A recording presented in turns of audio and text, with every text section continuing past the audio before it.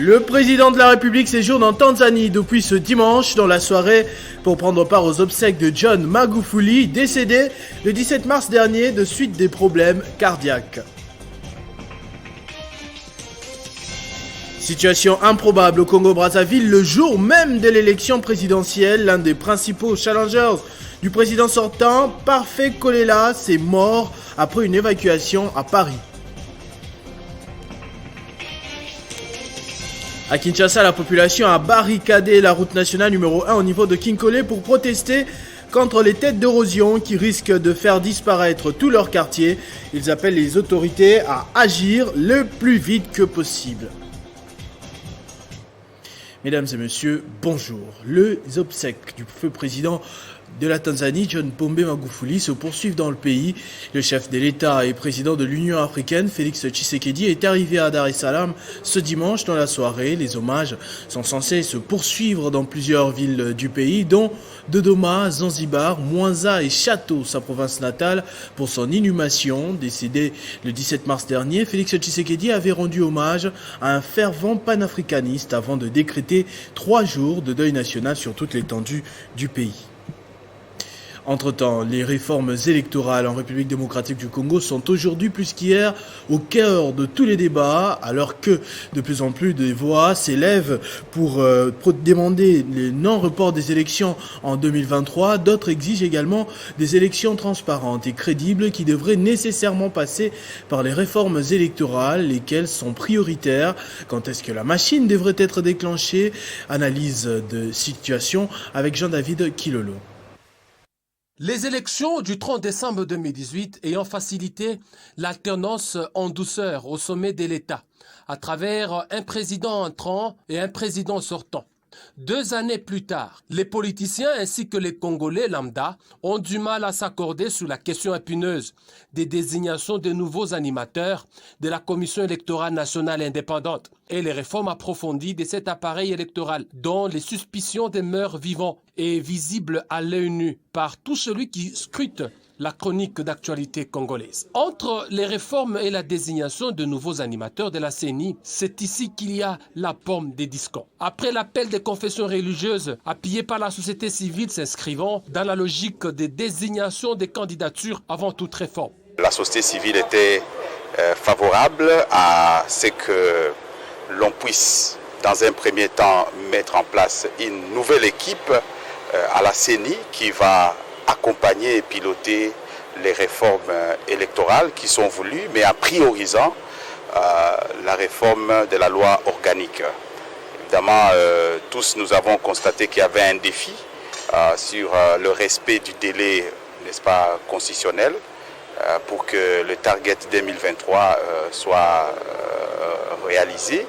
Pour la Mouka, les réformes doivent être envisagées avant tout autre processus en la matière. Il y a lieu de constater à tel point le dossier CENI suscite beaucoup de passions. Nombreux sont ceux qui pensent que des réformes approfondies au sein de cet appareil électoral s'avèrent indispensables pour s'assurer de la crédibilité des joutes électorales à venir, notamment celle de 2023.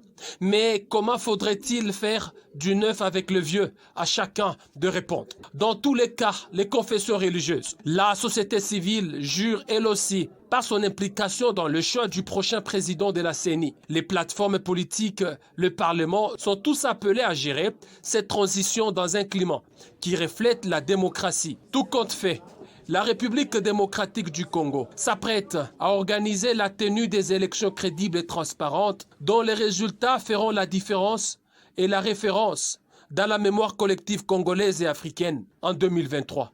C'est la RDC qui sort, Regaillardi. 3e session du Forum économique tuniso-congolais. Le ministre des Affaires étrangères tunisien est attendu à Kinshasa ce lundi. Othman Djirandi est à la tête d'une forte délégation des investisseurs qui désirent travailler en coopération avec la République démocratique du Congo dans plusieurs secteurs, notamment l'agriculture et l'éducation. Cette session se tiendra ce mercredi et au total, 55 hommes d'affaires tunisiens seront à l'ouverture de ces assises qui ont pour objectif d'étudier les moyens permettant de promouvoir les exportations entre les deux pays.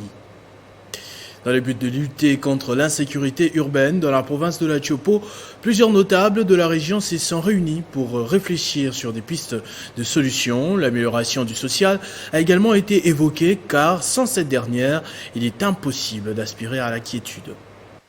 Ensemble, nous sommes forts est le slogan de la force alternative pour le renouveau de la Chopo, traduit ici dans cette cérémonie d'échange, pour renforcer les liens, pour renforcer l'unité et la cohésion des Chopolais pendant cette période des grands enjeux. Dans son allocution, le porte-parole de la structure a conscientisé les Chopolais à se relever et à prendre en main leur destin, car la province regorge beaucoup de minéraux qui devront continuer au développement de la République démocratique du Congo. Une occasion propice de nous rencontrer, mais également, dans sa souveraineté, a décidé de nous unir de façon indissoluble et indéfectible dans un lien de sang. Abordant la question de la sécurité urbaine constatée dans la province, le porte-parole sollicite l'implication du gouvernement central afin d'y mettre fin. La Chopo a été, la Grande Orientale, il y a quelques années, a été le troisième pôle économique de notre pays. Mais aujourd'hui, par rapport à tous les problèmes, à toutes les difficultés, à toutes les situations confuses qui se sont passées chez nous, nous sommes vraiment derrière. Nous avons reculé. Voilà pourquoi nous sommes en train de mobiliser les troupes. Nous sommes appelés de mobiliser nos frères et sœurs afin que dans l'unité, nous puissions voir comment reconstruire notre province, comment entrevoir le développement de notre province. La force alternative pour le renouveau de la Chopo estime que le changement est la loi de la vie humaine, en sensibilisant les fils et filles de la province à des actions républicaines pour que la province puisse se développer. Assister les orphelins, pris en charge par plusieurs centres d'encadrement à Kinkole en vivres et autres biens de première nécessité, c'est l'objectif de la visite du gouverneur de la ville de Kinshasa, Jean Tiningobila, au village d'enfants SOS. C'était un moment de grande émotion et de partage. Ces dons composés des vivres et non-vivres remis par le chef de l'exécutif provincial aux enfants de plusieurs orphelinats réunis au sein du village enfants SES situé au district de la Tiangou va permettre à ces centres d'encadrement de subvenir aux besoins de ces enfants vulnérables. Le coordonnateur du village d'enfants SES a rappelé l'historique de cet orphelinat qui œuvre dans 180 pays du monde.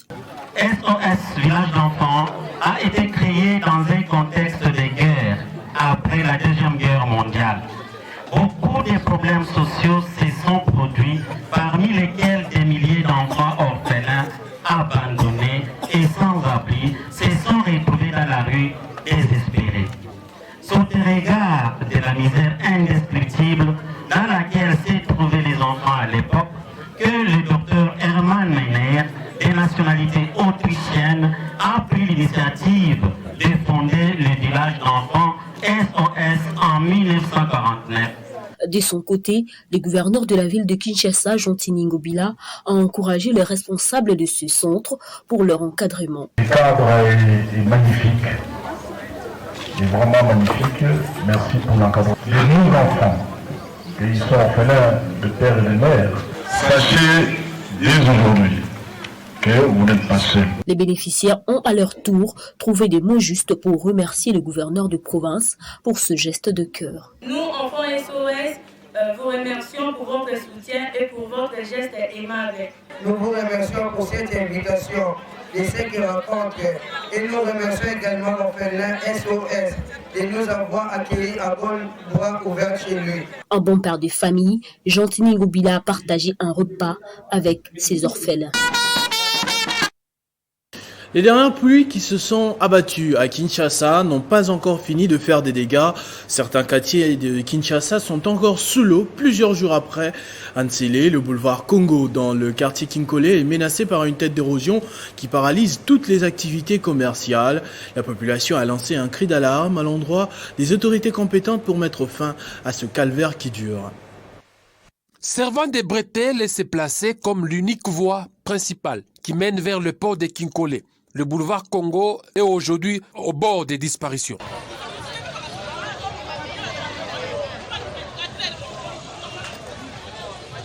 Cette érosion déclarée il y a seulement quelques mois paralyse toutes les activités des pêcheurs et commerçants.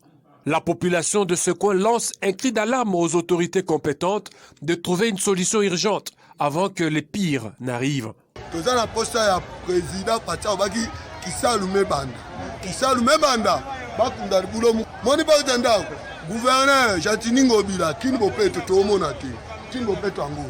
D'après la population, il semble que certaines réalités échappent aux autorités. Et pour ce cas, rien qu'une intervention publique ne peut trouver solution durable. Son Excellence, Monsieur le Président de la République, lors de son arrivée, est passé par une autre voie et non pas celle-ci.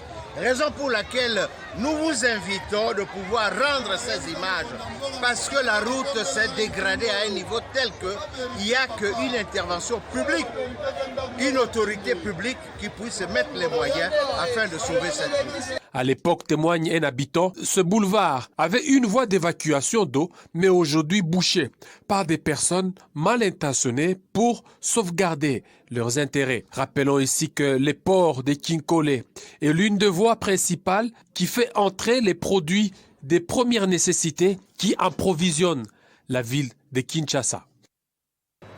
Coup de tonnerre ce matin au Congo-Brazzaville avec la nouvelle du décès de Parfait Kolela, candidat à la présidentielle qui a eu lieu en ce moment même dans le pays. Il était le principal challenger de Denis Sassou Nguesso depuis les élections de 2016. Ce sexagénaire, leader du mouvement congolais pour la démocratie et le développement intégral MCDDI, a rendu l'âme vers 1h45 à Paris suite au coronavirus après avoir été évacué dans l'après-midi du jour même du scrutin. Récit de Jonathan Tsobo. Mes chers compatriotes, je suis en difficulté. Je me bats contre la mort, mais cependant, je vous demande de vous lever. Allez-y voter pour le changement. Je ne me serai pas battu pour rien. Battez-vous. Je ne me serai pas battu pour rien. Levez-vous comme un seul homme. Faites-moi plaisir. Je me bats sur le lit de mort. Vous aussi battez-vous pour votre changement. Guy Brice Parfait Kolela, 60 ans, économiste, entré en politique sur le conseil de son père, Bernard Kolela, disparu en 2009 après avoir lutté contre le colonialisme et tous les régimes qui ont dirigé le Congo après son indépendance en 1960. Est arrivé deuxième au scrutin de 2016 derrière le président Sassou Nguesso, selon des résultats contestés par une violente rébellion dans son fief du Poul. À l'époque, il est apparu cette année comme un seul vrai rival du président sortant, 77 ans, dont 36 ans au pouvoir, qui ne cache pas sa volonté de se faire réélire dès le premier tour. Ses adversaires et la société civile ont déjà mis en cause la transparence du scrutin, même si la campagne s'est déroulée dans le calme. Kolela s'est largement appuyé sur sa base électorale, constitué de membres de la communauté Lari habitant la région du Poul et les quartiers sud de Brazzaville. Avec la disparition des Parfaits Kolela, c'est un rêve fort d'alternance au Congo qui s'en va. Avec celui qui avait obtenu en 1987 un diplôme de 3e cycle d'études supérieures spécialisées en économie et gestion de transports internationaux à Mulhouse, Colmar. En France, en 1993, il avait décroché un doctorat en économie. Il avait ensuite enseigné dans des universités françaises avant de rentrer au pays où il a travaillé au ministère de l'administration du territoire. En 1997, son père Bernard Kolela est nommé Premier ministre par Pascal Lissouba et sa milice prête main forte à celle du chef de l'État qui affronte dans Brazzaville les miliciens de Denis Sassou Nguesso. Soutenu notamment par l'Angola, Sassou Nguesso sort vainqueur de la guerre et s'installe au pouvoir. Quoi qu'il en soit, l'alternance tant rêvée par plusieurs Congolais paraît compromise. La Cour constitutionnelle du Niger, quant à elle, vient de trancher sur le résultat des élections du 21 février. Les magistrats se sont prononcés en faveur de Mohamed Bazoum comme nouveau président de la République. Un mois après le vote, le nouveau chef d'État succède de ce fait à Mahamadou Issoufou, qui a fini ses 2 mandats légaux. À 61 ans, Bazoum devient le 10e président de la République du Niger, décolonisé comme la RDC en 1960. En sport, le rassemblement des Léopards de la RDC a débuté ce dimanche à Kinshasa en prévision du match contre le Gabon et la Gambie, comptant pour les 5e et 6e journées des éliminatoires de la CAN 2021 en Vodacom Ligue 1. Sa Majesté Sangabalende est tombé hier face à Rangers. On parlera également de quelques nouvelles internationales dans ce panorama sportif avec Christian Boukaya. Bonjour et bienvenue. Bonjour Christopher Ochokoum, bonjour mesdames et messieurs.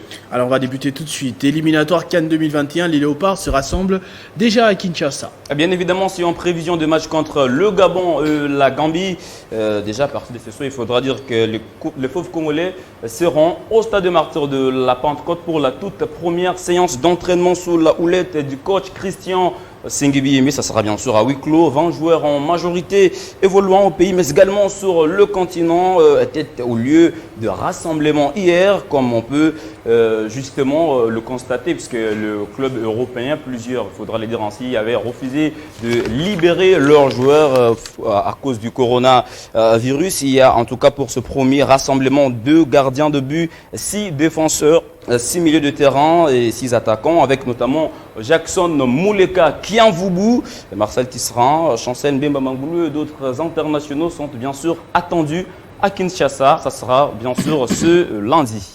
Et en Afrique, plusieurs sélections vont compter sur les services des binationaux, Christian. Le cas du Sénégal et de la Guinée-Conakry, le Sili national, Christopher Otsokoum, va profiter de la dérogation accordée le samedi dernier par les autorités françaises pour pouvoir compter sur ces internationaux, à l'instar de Naby Keïta, comme on peut justement voir sur cette image, qui a mis son jet privé au profit de la sélection nationale pour transporter le joueur guinéen évoluant en France. Alors, c'est une nouvelle qui nous est rapportée par le site Afrique Foot. Sujet Vodacom Ligue 1, Christian Sangabalende est tombé hier devant Rangers. Christopher Otsokoum, une défaite à laquelle les Anges et le sang de Mbujimaï s'attendaient le moins. Eux qui cherchaient bien à bien négocier justement le match à Kinshasa pour pouvoir faire bonne figure et se positionner au niveau du classement de la Vodacom Ligue 1 après le match nul face à la formation de la JSK. Le vendredi dernier, les sang et or de Mbujimaï sont tombés hier face aux académiciens de Rangers sur le score des 0 buts contre 1. Sangabalende a été surpris. Le coach de cette formation compte justement négocier tout le match à domicile avec beaucoup de sérieux pour ne pas gâcher la fête de ses supporters. On l'écoute. Je crois qu'on a fait les meilleurs matchs depuis qu'on a repris. Et paradoxalement, on rentre bredouille. Bon, je crois que le positif qu'on peut dire, c'est les 2 matchs joués à la filée à Kinshasa. On prend un point. Ça va, ça nous rassure. Mais il ne faut pas des faux pas à domicile. Nous respectons et acceptons les résultats finaux. Rangers a marqué son but de manière acceptable. Mais après les occasions qu'on a eues, c'est vrai. Première fois qu'on a eu tant d'occasions, malheureusement pour nous, la dame chance, ça je le reconnais, n'était pas avec nous. Non, même l'équipe qui a gagné, ce n'était pas facile pour eux. La preuve en deuxième mi-temps, c'était à sens unique. Il n'y a pas de sauvage. Il faut accepter le sort du match. Pour le moment, je suis vraiment très satisfait parce que vous voyez, le championnat est vraiment serré au niveau des calendriers, au niveau des classements finaux. Quand déjà on a 27 points à cette phase, je suis vraiment très satisfait. C'était le discours. Avant le match, on a dit qu'il ne faut pas perdre ces matchs ici. Pour ne pas perdre, il faut chercher à marquer, et puis chercher à défendre les buts. On a défendu les buts jusqu'à la 50e minute de deuxième mi-temps pour gagner Sangabalende. Et voilà, là on vient de suivre le coach de l'AC Rangers, mais également celui de Sa Majesté Sangabalende. Si on peut revenir tous justement sur le tableau pour voir les 2 autres résultats du week-end. On a notamment à Kinshasa d'abord, l'association sportive Club s'était imposée face à la formation de Blessing du Lolaba. C'était bien sûr sur le score de 2-0, on le voit. Et puis à Lubumbashi, le cheminot du FC Santeloa Lupopo s'était imposé face au Racing Club de Kinshasa sur le score étriqué d'1-0. Comme la coutume le veut, Christian, vous allez terminer avec quelques matchs sélectionnés dans les différents championnats européens. Alors là, on va prendre la direction de l'Espagne pour parler Liga avec l'UFC Barcelone qui a créé tout justement l'écart avec les merengues. On voit le Blaugrana s'était imposé, on va dire, ont marché sur la Real Sociedad sur le score de 6-1.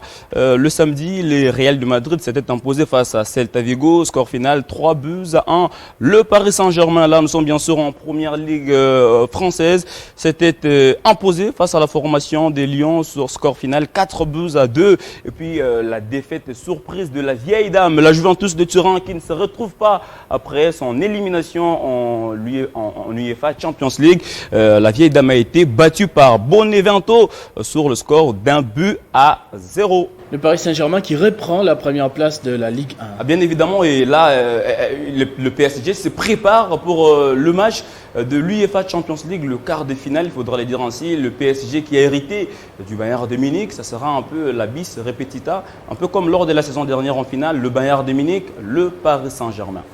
Merci beaucoup Christian pour tous ces titres. Là, on se retrouve certainement dans le jour qui suivent pour la suite de ces scénarios. Ça sera avec le même plaisir, Christopher Ochokoum. Ce journal est terminé. Entre-temps, je vous en rappelle les principaux titres.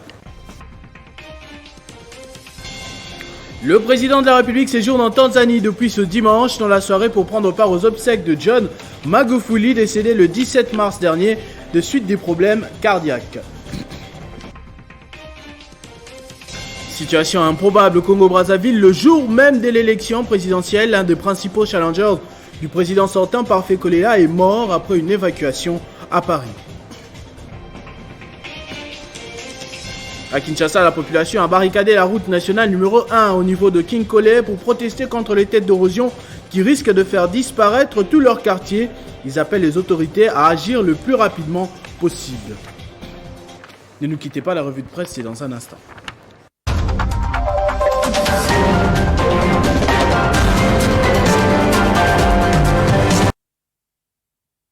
Et ce sera avec Jenny KMB qui va me rejoindre de l'autre côté du plateau. Bonjour et bienvenue Jenny. Merci Christopher Ochokoum. Bonjour à tous. À la une de votre revue de presse, sans doute la République démocratique du Congo et le Congo-Brazza en deuil. Honoré Ngwanda d'un côté, ancien conseiller spécial du maréchal Mobutu qui est décédé au Maroc, et à Brazzaville, le principal opposant du président congolais, Denis Sassou Nguesso, Parfait Kolela, a tiré sa révérence comme on vient de le suivre dans ce journal. Effectivement, Honoré Ngwanda souffrait du cancer depuis la chute du régime Mobutu. En mai 1997, l'intéressé s'était réfugié en France. Mediacongo.net rapporte qu'Honoré Ngwanda effectuait souvent des visites dans plusieurs pays, notamment la Belgique et le Maroc. L'homme faisait partie des hommes de confiance de l'ancien président Zaïrois Mobutu, rappelle Politico.cd. L'opinion se souviendra qu'en 1982, il a effectué une mission diplomatique afin de rétablir les relations entre les Zaïre et l'Israël, renchérit les sites quelques années après la décision prise par le président Mobutu du haut de la tribune des Nations Unies, laquelle avait conduit à la fermeture de l'ambassade du Zaïre en Israël en 1973. Ainsi, Honoré Ngwanda sera nommé ambassadeur extraordinaire et plénipotentiaire du Zaïre en Israël, ajoute Politico.cd. Conseiller de Joseph Mobutu, complète actualité.cd, il a joué un rôle de premier plan dans les négociations avec le parrain de Laurent Désiré Kabila à l'entrée de l'AFDEL. Et les Congolais de deux Congos, Christopher Ochokoum, ont chacun perdu une importante figure de la scène politique. Ngwanda en RDC, Kolela à Brazzaville, France24.com, note pour sa part que Guy Brice Parfait Kolela, 60 ans, est apparu cette année comme le seul vrai rival du président sortant Denis Sassou Nguesso, 70 ans, dont 36 au pouvoir, qui ne cachait pas sa volonté de se faire réélire dès le premier tour dimanche, conclut les sites. D'un site à un autre, le monde.fr note pour sa part que les observateurs des Nations Unies et de l'Union européenne n'ont pas été invités à surveiller l'élection du dimanche et le ministère de l'Intérieur brazzavillois a refusé d'autoriser le 1100 observateurs de l'Église catholique à y prendre part, ajoute les sites. Levez-vous comme un seul homme, faites-moi plaisir, j'ai mis bas sur mon lit des morts, dit-il avant de mourir, battez-vous pour votre changement, conclut le monde.fr. Merci beaucoup Jenny Kaimbe pour tous ces titres, pour toutes ces informations. On se retrouve très prochainement avec le même plaisir. Merci à vous autant. À tous et à toutes également, merci de votre attention soutenue. Merci à l'équipe technique qui a contribué à la réalisation de ce journal. Vivez heureux, vivez sans temps.